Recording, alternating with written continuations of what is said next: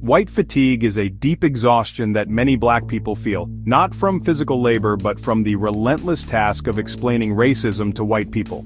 It's a weariness that builds up over time as you're constantly asked to be the spokesperson for your entire community, to educate others, and to relive painful experiences for the sake of someone else's understanding. It's the weight of having to justify your reality, correct stereotypes, and relive trauma for the sake of others' understanding.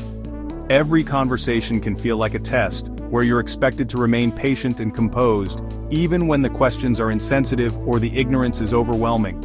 Each small moment, explaining a joke, joining another diversity committee, bracing for questions after tragedy, adds up to a crushing daily burden. The expectation to always be available, to always have the right words, and to never show frustration becomes exhausting in itself. While some use white fatigue to describe white people's discomfort with racism, for us it's the exhaustion from carrying their learning curve.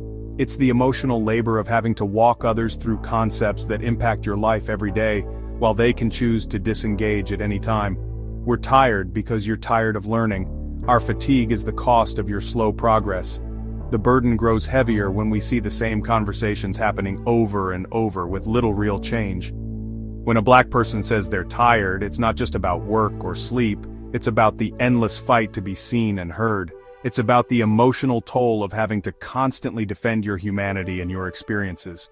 We're tired of being the default educators, the calm voices, the ones who carry the emotional weight for everyone. We're expected to be resilient, to keep showing up, even when we have nothing left to give. This fatigue signals we have nothing left to give. It's a sign that the burden has become too much, and that we need others to step up and share the responsibility. It's a call to recognize the toll of this invisible labor, and to finally acknowledge the cost of expecting Black people to always be the ones to teach, explain, and endure. Much of what causes white fatigue is invisible, unpaid, and unrecognized, especially for Black women.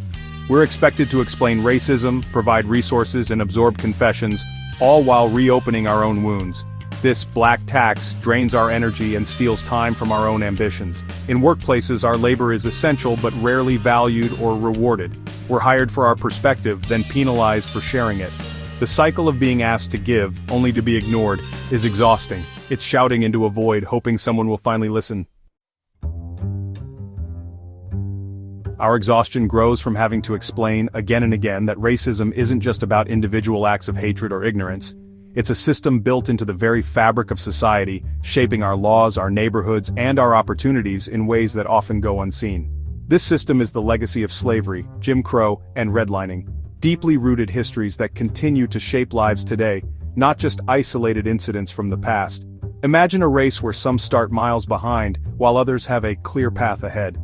Even if you remove the weights, the distance remains, and the finish line is still much farther for some. Systemic racism is that gap, a persistent, invisible barrier that divides communities and opportunities, and it will continue unless we actively work to dismantle it together. When we try to talk about these realities, we're often met with defensiveness, but I'm not racist, which misses the point entirely and shuts down meaningful dialogue. It's not about blaming individuals or assigning personal guilt, but about recognizing a system that consistently benefits some while placing heavy burdens on others.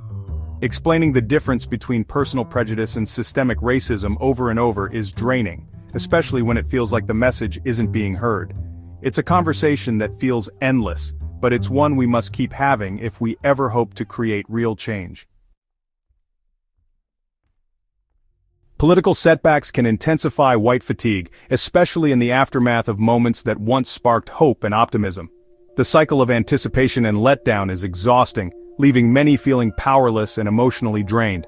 Black women, often the backbone of social justice movements, organize, mobilize, and vote for change, pouring their energy into progress. Yet time and again, they watch hard-won gains stall, and too often, their efforts go unrecognized or unsupported by those around them. It's deeply disheartening to witness others vote against their own interests, ignoring our warnings and the lessons of history. The frustration grows when it feels like our voices are dismissed or minimized. This emotional toll leads to a powerful call for radical self-preservation, rest. Taking time to pause and recharge is not a luxury, but a necessity for survival. Rest isn't about giving up or stepping away from the fight.